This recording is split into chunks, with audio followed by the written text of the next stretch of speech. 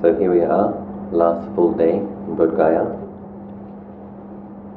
I often hear among Thai people who come to Bodhgaya, they often say they understand why Lord Buddha had to be enlightened in India, because there's so much dukkha, so easy to see dukkha. It's very often said by Thai people, and I believe this is a misunderstanding, because India 2,500 years ago was a very, very different place. And what I'll read to you now from the life of the Buddha will give us some sense for what an extraordinary place. This place that we're in now was called Uruvela, and where we're going tomorrow was the seat of the kingdom, Magadha. King Bimbisara was a very spiritual person, a very pure-hearted, sincere leader, and so was his following. And in this area, just a couple of days ago, you remember, we were at the place where Sujata offered the milk rice to the Bodhisattva. That was also the place near the goat's herd banyan tree. Not far from there, on the banks of the Niranjana River in Gaya, in those days, which was in the Uruvela district, the fire-worshipping matted hair ascetics.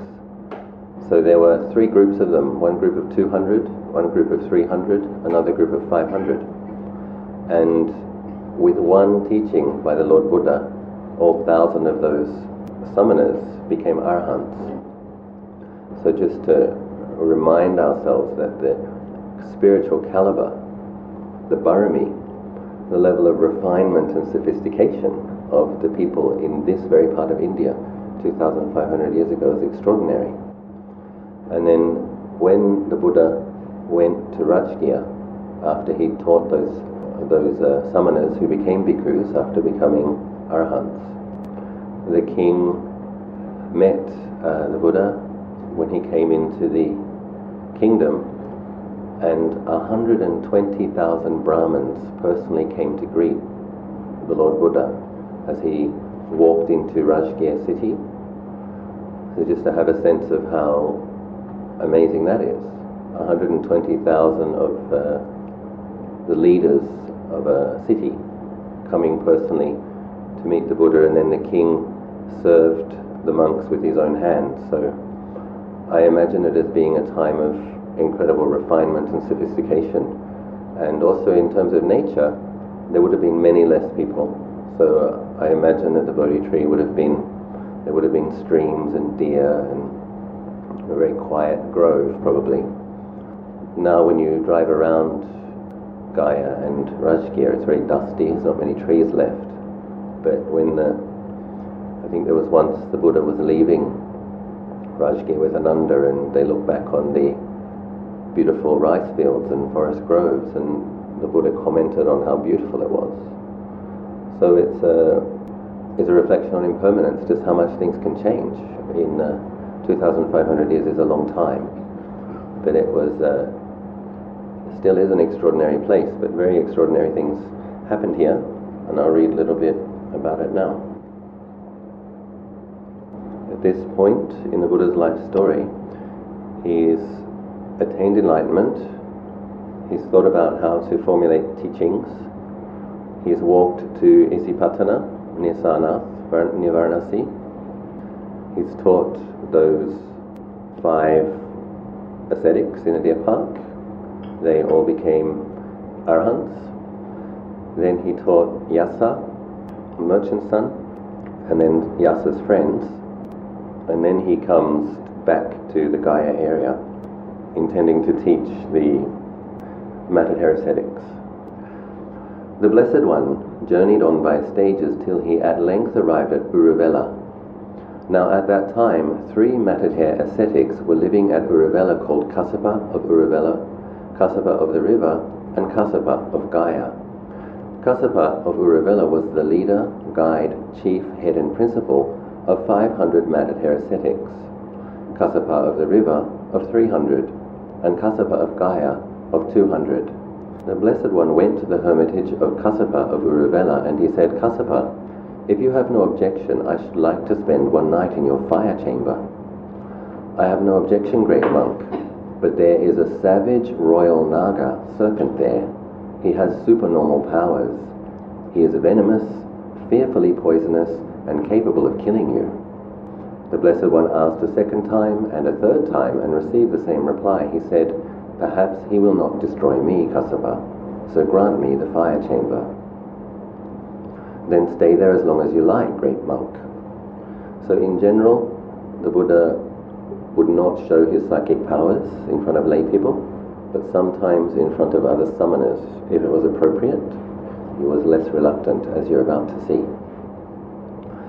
So the Blessed One went into the fire chamber. He spread out a rush mat and sat down, folding his legs crosswise, setting his body erect, and establishing mindfulness in front of him. When the Naga saw the Blessed One come in, he was angry, and he produced smoke.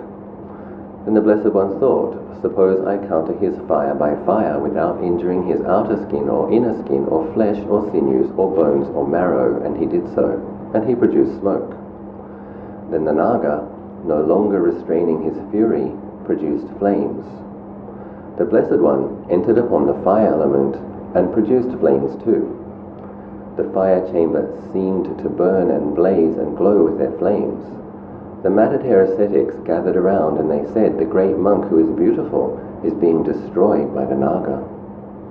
When the night was over, the Blessed One had counted the Naga's fire by fire without injuring him. He put him into his bowl and showed him to Uruvela Kassapa. This is your Naga, Kassapa. His fire has been counted by fire. Then Uruvela Kassapa thought, the great monk is very mighty and powerful, since he is able to counter by fire the fire of the savage royal Naga, serpent with supernormal powers, who is venomous, fearfully poisonous.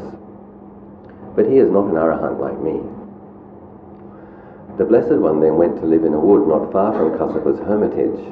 When the night was well advanced, the 4 divine kings, marvelous to see and illuminating the whole wood, went to the Blessed One, and after paying homage to him, they stood at the 4 quarters like pillars of fire. When the night was over, the matted hair ascetic Uruvela Kassapa went to the Blessed One and said, it is time, great monk, the meal is ready. Who were those that came to you in the night? They were the divine kings of the 4 quarters, Kassapa. They came to me to hear the Dhamma. Then Kassapa thought, the great monk is very mighty and powerful, since the divine kings come to him to hear him teach Dhamma, but he is not an arahant like me. On subsequent nights, Saka, ruler of the gods, and Brahma Sahampati came to the Blessed One. They were seen by Kassapa, and the sequel was the same. It was at this time that Uruvela Kassapa's great sacrificial ceremony fell due, and people from all Anga and Magadha came eagerly, bringing large quantities of various kinds of food. Then Kassapa thought, now my great sacrificial ceremony falls due, and people from all Anga and Magadha are coming eagerly, bringing large quantities of various kinds of food. If the great monk works a marvel before all these people, his gain and renown will increase, and mine will diminish. If only the great monk were not to come tomorrow. The Blessed One became aware in his mind of the thought in Kassapa's mind, so he went to the northern continent of Uttarakuru and gathered alms food there.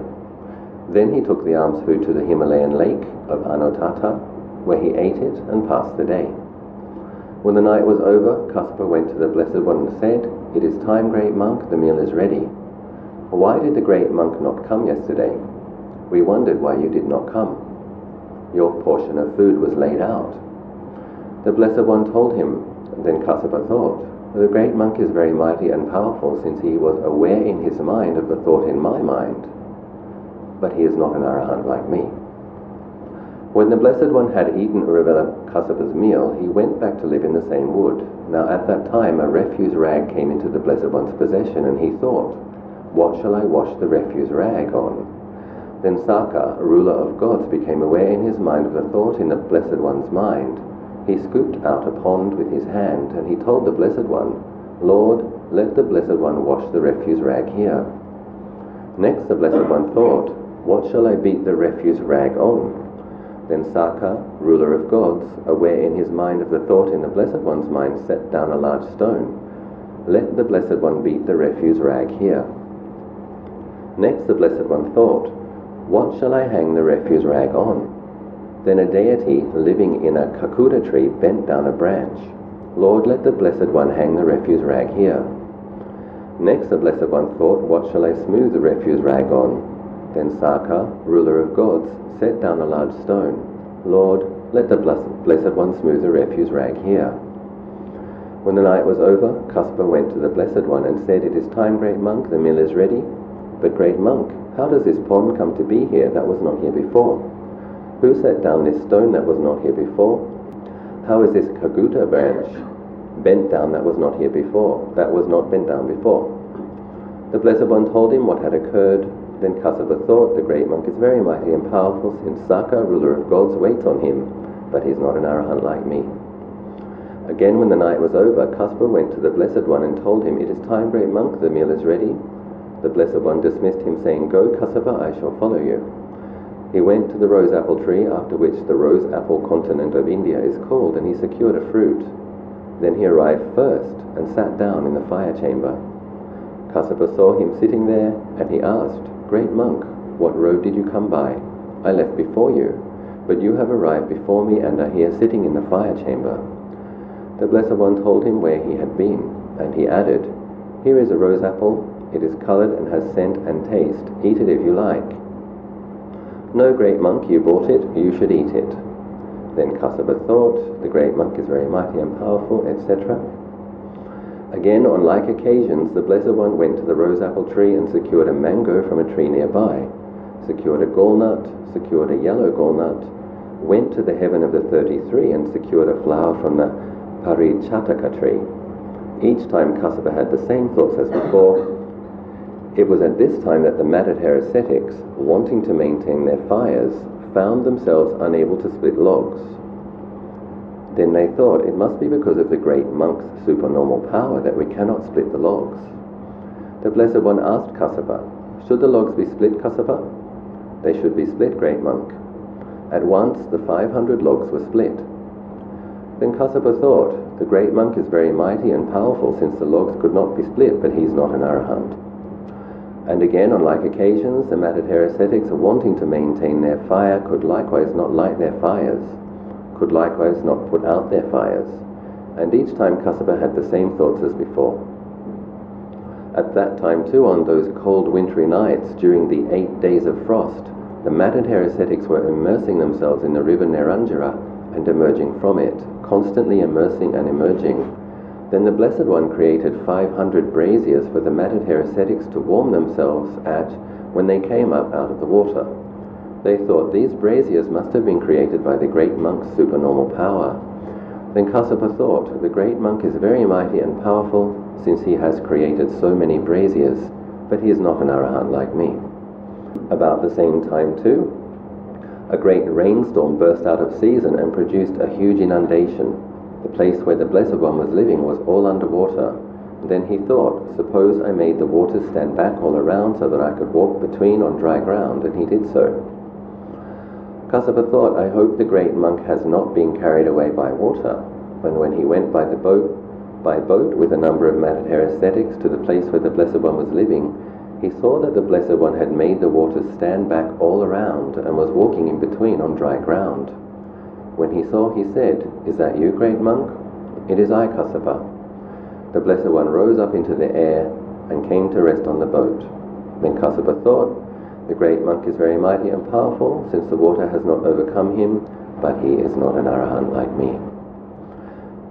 Then the Blessed One thought, this misguided man will go on forever thinking, but he is not an arahant like me. Suppose I give him a shock. He told Uruvela Kassapa, Kassapa, you are neither an arahant, nor are you on the way to becoming one. There is nothing that you do by which you might become an arahant or enter into the way to becoming one. Thereupon the matted-hair ascetic prostrated himself with his head at the Blessed One's feet, and he said to him, Lord, I wish to receive the going forth and the admission from the Blessed One. But Kassapa, you are the leader, guide, chief, head and principal of 500 matted hair ascetics. You must consult them first so that they may do as they think fit. So Uruvela Kassapa went to the other matted hair ascetics and told them, I want to lead the holy life under the great monk. You may do as you think fit. They answered, we have long had faith in the great monk. If you lead the holy life under him, all of us will do likewise. Then the matted hair ascetics took their hair, their matted locks, and their belongings, and the furniture of the fire sacrifice, and they dropped them into the water to be carried away. They then went to the Blessed One, and prostrating themselves with their heads at his feet, they said, Lord, we wish to receive the going forth and the admission from the Blessed One. Come, bhikkhus, the Blessed One said, the Dharma is well proclaimed, lead the holy life for the complete ending of suffering. And that was those Venerable Ones' full admission. The matted hair ascetic Kassapa of the river saw their hair, the matted locks and the belongings and the furniture of the fire sacrifice being carried along by the water. He thought, I hope no disaster has befallen my brother. He sent matted hair ascetics, go and find out about my brother. And he went himself with his 300 matted hair ascetics to the Venerable Uruvela Kassapa, and he asked him, is this better, Kassapa? Yes, friend, this is better. Then those matted hair ascetics took their hair, their matted locks, and their belongings, and the furniture of the fire sacrifice, and they dropped them into the water to be carried away. Then they went to the Blessed One, and prostrating themselves with their heads at his feet, they asked for and received the going forth and the admission. And the matted hair ascetic Kassapa of Gaya, with his 200 matted hair ascetics, did just as Kassapa of the river had done. So here you see what a being can do when they have been cultivating samadhi for thousands or millions of lifetimes. One of the results if a person is adept in arupa jhanas is mastery over the elements. So what the Buddha was doing, entering the fire element, fighting fire with the naga without hurting him, it's very amazing adeptness. Flying up in the sky onto the boat after holding the sea back, walking on dry land, being able to travel great distances, reading others' thoughts, all of those things. But the Buddha himself said that he didn't actually like psychic powers.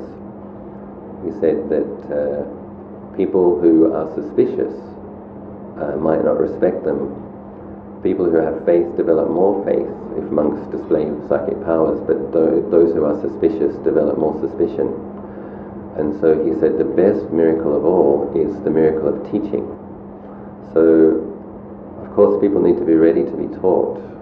And so, in performing all of these miracles, all of these monks, I would assume many of these people had jhana already with their fire. They probably had fire kasina, I would assume. Many of those fire worshippers had a certain amount of samadhi, and one of the reasons their faculties are so ripe. But there's another psychic power called the analytical knowledges, and if a practitioner develops those over thousands of lifetimes, they know a person's character, they know a person's past life, and they know how to communicate to them in a way that will reduce their delusion and ignorance and actually enlighten them. And they can also talk mind to mind with animals, and they can talk other languages that without having to study.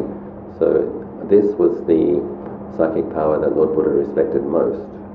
And what I'm about to read now, an abbreviated version of the fire sermon, is where Lord Buddha demonstrates his capacity to teach in a way which is appropriate, with very good effect. So he spoke to those 1,000 fire worshippers, who now all had great faith. Bhikkhus, all is burning. And what is all that is burning? The eye is burning, visible forms are burning, eye consciousness is burning, eye contact is burning, also feeling, whether pleasant or painful, or neither painful nor pleasant, that arises with eye contact as its condition, that too is burning. Burning with what? Burning with the fire of lust, with the fire of hate, with the fire of delusion. It is burning with birth, aging and death, with sorrow, lamentation, pain, grief and despair, I say. Similarly, the ear is burning, sounds are burning, the nose is burning, odors are burning, the tongue is burning, flavors are burning, the body is burning, tangibles are burning, the mind is burning, mental objects are burning. Mind consciousness is burning, mind contact is burning, also the feeling, whether pleasant, painful, or neither painful nor pleasant, that arises with mind contact as its condition, that too is burning. Burning with what? Burning with the fire of lust, with the fire of hate, with the fire of delusion. It is burning with birth, aging and death, with sorrow, lamentation, pain, grief and despair. Seeing thus, bhikkhus, the wise noble disciple becomes dispassionate towards the eye, towards visible forms, towards eye consciousness, towards eye contact. And he becomes dispassionate towards the feeling, whether pleasant, painful, or neither painful nor pleasant, that arises with eye contact as its condition. Similarly, he becomes dispassionate towards the ear and towards sounds. He becomes dispassionate towards the nose, towards odors. He becomes dispassionate towards the tongue, towards flavors. He becomes dispassionate towards the body, towards tangibles. He becomes dispassionate towards the mind, towards mental objects, towards mind consciousness, towards mind contact. Also he becomes dispassionate towards the feeling, whether pleasant, painful, or neither painful nor pleasant, that arises with mind contact as its condition. Becoming dispassionate, his lust fades away. With the fading of lust, his heart is liberated. When his heart is liberated, there comes the knowledge it is liberated. He understands, birth is exhausted, the holy life has been lived out. What was to be done is done, there is no more of this to come. And while this discourse was being delivered, the hearts of the 1,000 bhikkhus were delivered from taints through not clinging, and there were 1,000 more arahants in the world.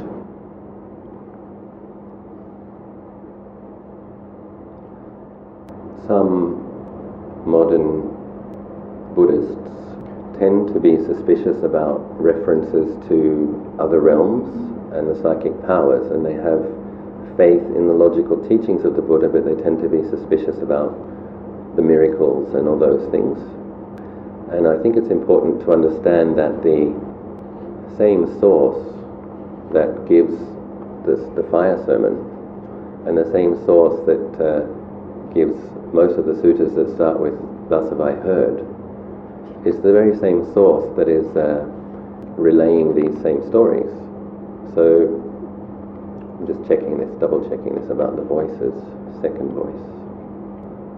Second voice is the voice of the elder Upali, disciple of the Buddha who recited the Vinaya for the first council. So if it's the first voice, it's the voice of Ananda. If it's the second voice, it's the voice of Upali, foremost in the Vinaya. So I think it's important to... sometimes people don't like things that they can't understand or things that they can't yet do. They find that threatening. But I don't think people need to give it a lot of attention.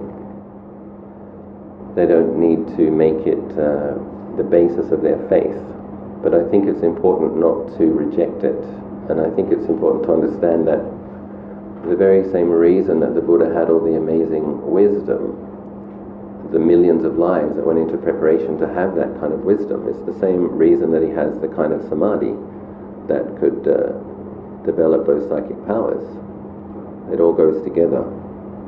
So I personally don't doubt, and also having had the benefit of having lived quite closely with some of the current contemporary masters of Thailand, I can't say too much because they don't like it, but suffice to say, they also talk about conversations they have with devas. They also refer to things they've seen in people's past lives. It's obvious that they can read minds, very obvious at times. So if the current arahants can read minds, can recollect past lives, can have conversations with devas, then how much more so the arahants who were very close disciples of Lord Buddha. I'll just say that much about my faith anyway, my confidence. Now when the Blessed One had lived in Gaya Sisa as long as he chose, he set out to wander by stages to Rajagaha with a large following of bhikkhus, with 1,000 bhikkhus, with all the former matted-hair ascetics. Wandering by stages, he at length reached Rajagaha, and there he stayed in the sapling grove at the Supatita shrine. Senia Bimbisara, king of Magadha, heard, "It seems that the monk Gautama, the son of the Sakyans, who went forth into homelessness from the Sakyan clan, has come to Rajagaha and is living in the sapling grove of the Supatita shrine." Now the good name of Master Gautama has spread thus: "That Blessed One is such since he is accomplished, fully enlightened, perfect in knowledge and conduct, sublime, the knower of the worlds, incomparable leader of men to be tamed, the teacher of gods and men, enlightened and blessed." So just to bring your attention to the fact, that phrase, "the Blessed One is such, he is accomplished and fully enlightened," Itipiso Bhagawa, perfect in knowledge and conduct, Vidya Charana Sampano, sublime, the knower of the worlds, Sugato Lokavidu, Sata Deva Manusanam. So that's what we chant when we do the morning and evening chanting, and we chant Itipiso. Here we have the king praising these qualities. He makes known this world with its deities, its maras and its divinities, this generation with its monks and brahmins, with its princes and men, which he has himself realized through direct knowledge. He teaches the Dhamma that is good in the beginning, good in the middle, and good in the end, with the meaning and the letter, and he explains a holy life that is utterly perfect and pure. It is good to go and see such accomplished ones. Then, accompanied by 12 hosts, by 120,000 of Magadhan Brahmin householders, Senia Bimbisara, king of Magadha, went to the Blessed One, and after paying homage to him, he sat down at one side. But of the 12 hosts of Brahmin householders, some paid homage to the Blessed One and sat down at one side, some exchanged greetings with him, and when this courteous and formal talk was finished, sat down at one side. Some raised their hands, palms together in salutation to the Blessed One, and sat down at one side. Some pronounced their name and clan in the Blessed One's presence and sat down at one side. Some kept silence and sat down at one side. They wondered, does the great monk lead the holy life under Uruvela Kassapa? Or does Uruvela Kassapa lead the holy life under the great monk? Remembering that the Magadhans brought all these offerings for the great sacrifice ceremony on the day that the Buddha went to the Himalayas for his lunch. But the Blessed One became aware in his mind of the thought in their minds, and he addressed the Venerable Uruvela Kassapa in stanzas. What did he see, the lean teacher who dwells at Uruvela, that he left the fires? I ask you this question, Kassapa. How did you come to leave fire worshipping? Sights and sounds and tastes and concubines are the rewards promised for sacrifice. Of worldly things I saw they are a stain. Then worship and sacrifice gave joy no more. But if your heart finds no delight in these, Kassapa, said the Blessed One, in sights and sounds, even in tastes as well, what then delights your heart here in this world of gods and men, Kassapa? Tell me that. I saw the state of peace, not of this world, where is no owning and no sensual being, no otherness, no being led by others. Then worship and sacrifice gave no more joy.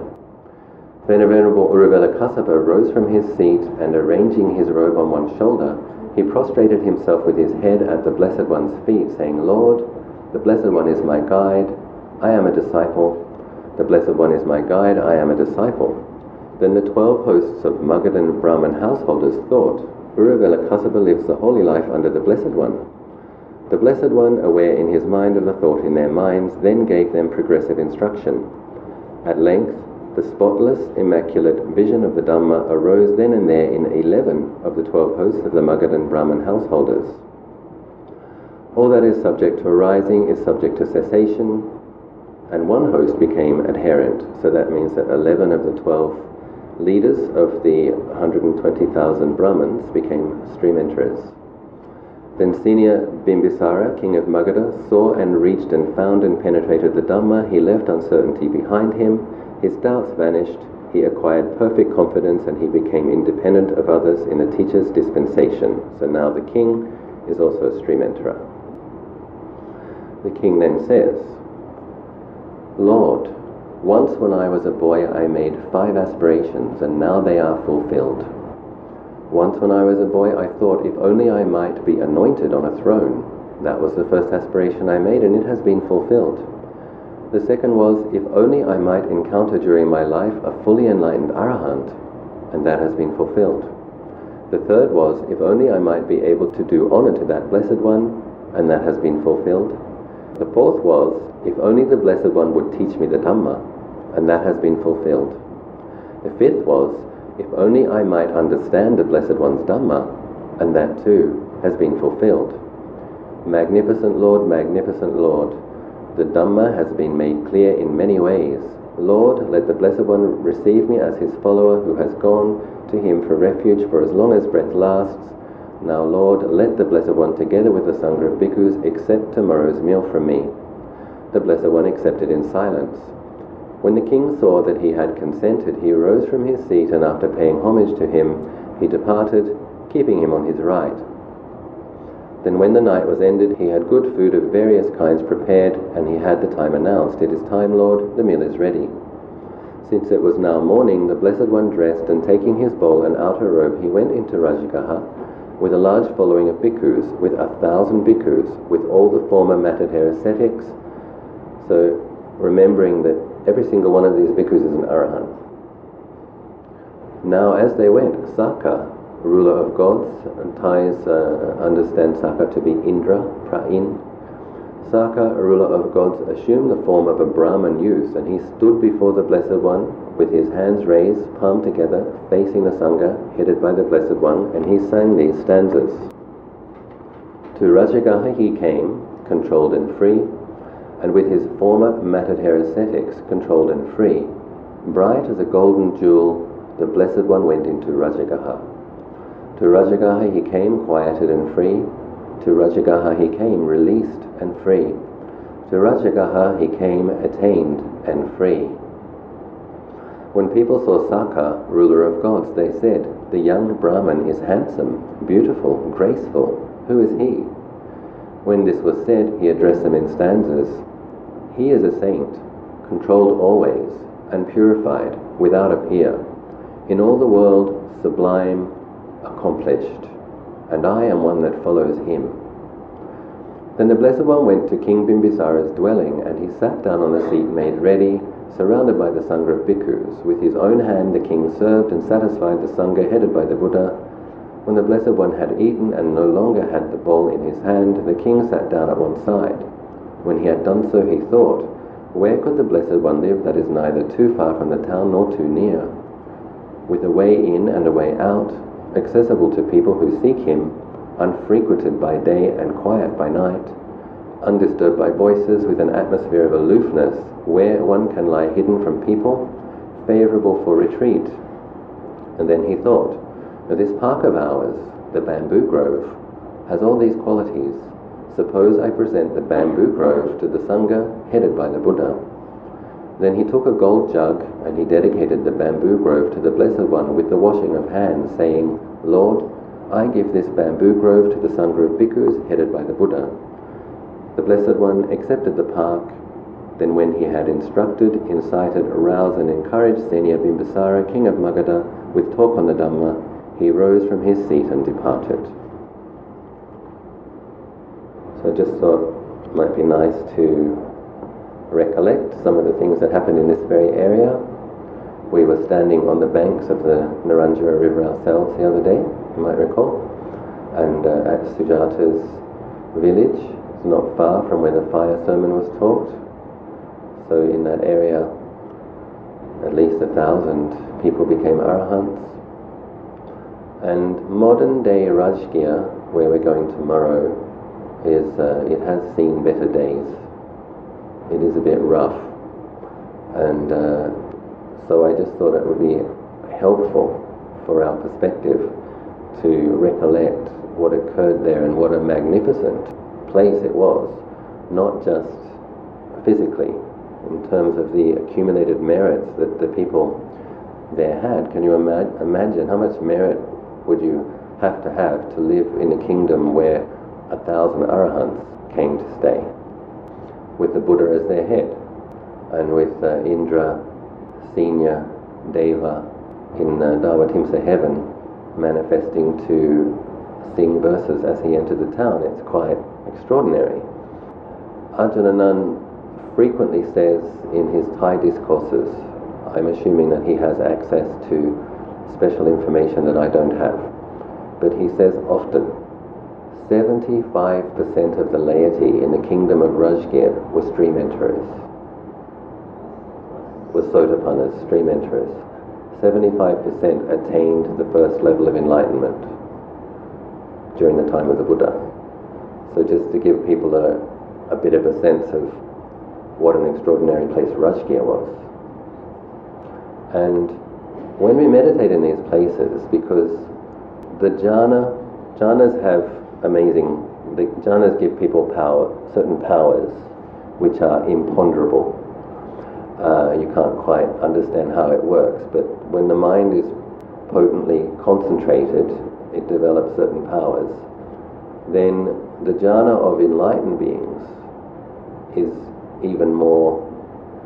What those beings can do with their jhana is remarkable. So the reason I mention that is I've always found, when I meditate on Vulture's Peak, that within not very long, which is in Rajgir, just a few kilometers from the Veluvana, that's where the Buddha spent his retreat periods, and also where he taught devas.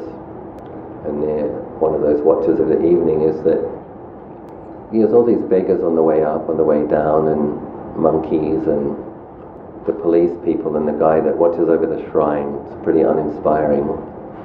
But I've always found that the mind somehow touches some special quality of peace and silence. And Vulture's Peak feels close to heaven, and this, it's almost like you can touch the great emptiness, or you can smell it, or you can feel it. It's a great emptiness that all these arahants realized. Can you imagine the psychic impression that the place where Buddha taught thousands of beings and they attained arahantship?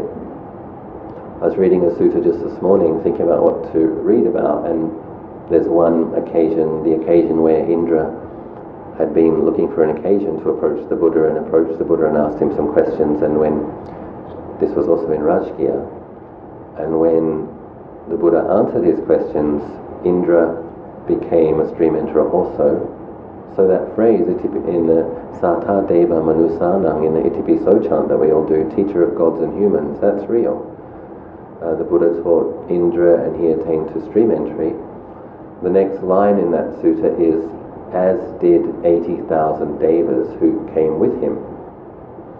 So just keeping in mind, as we have to look past literally lepers, beggars, dogs with mange, frightening looking monkeys, people who want to sell you malas, and just kind of keeping in mind that this was a place where probably tens of thousands of human beings attained arahantship, hundreds of thousands attained to stream entry, and in the sky, in the space in that area, I would assume millions of devas. So just giving a bit of a preface of where we're going, what happened there. I think our first stop tomorrow is actually the Veluvana. So we go into what was the first monastery. And I believe Anatta Pindika, who then later bought Jetavana, met the Buddha in the bamboo grove. So it's a special place. It's also where Sariputta and Moggallana first met the Buddha. So it's a very special. I hope some of that was helpful.